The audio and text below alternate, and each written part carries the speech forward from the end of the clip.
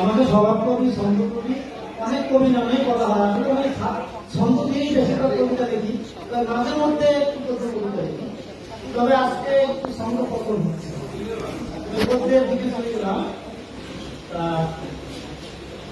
কবিতাটা একটু ভিন্ন আঙ্গিকে, কাউকে আঘাত দিতে নয়, কারণ দেখা দিতে নয়, আবেগের মধ্যে কবিতা।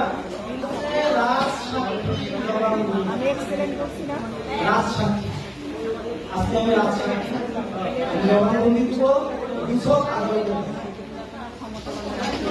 আমি আজ রাজসাক্ষী দিতে এসেছি।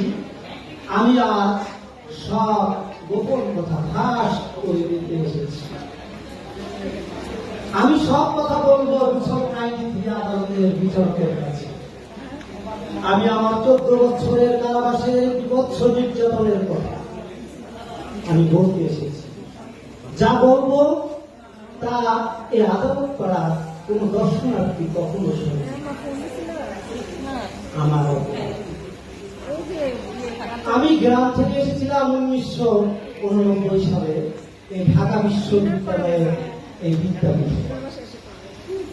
প্রথম ক্লাসে আমি তাকে দেখেছিলাম, কিন্তু বলতে পারিনি। যখন বলেছিলাম তারপর থেকে আমার এই কারাবাস।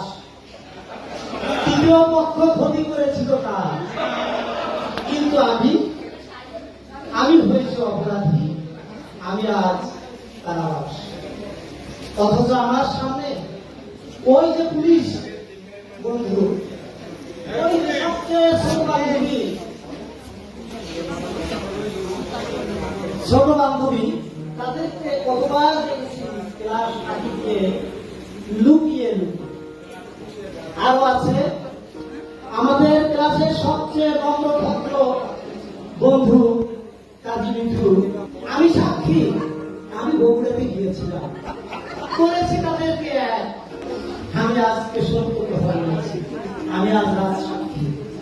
ক্ষমা করো বন্ধু, আমি আর পারছি না তাই বলছি। আমাদের কিছু সাবজেক্ট বন্ধু আজ তারা দম্পতি, তাদের অনেক গোপন ছবি আমার লাইব্রেরি। সমাজ বিজ্ঞান আর ইতিহাস খুব পাশাপাশি, তাই যন্ত্র ভালোই সে বন্ধু তারাও আজকে যন্ত্র। এসব কিছু আমি সাক্ষী। ক্যাম্পাসের প্রতিটা বাবু করা তারাও সাক্ষী। আমি আর কতকাল এভাবে কারাকষ্টে কাটাবো? মহামান্য আদালত 293 তাই সাক্ষী আমার জবাব বলবে।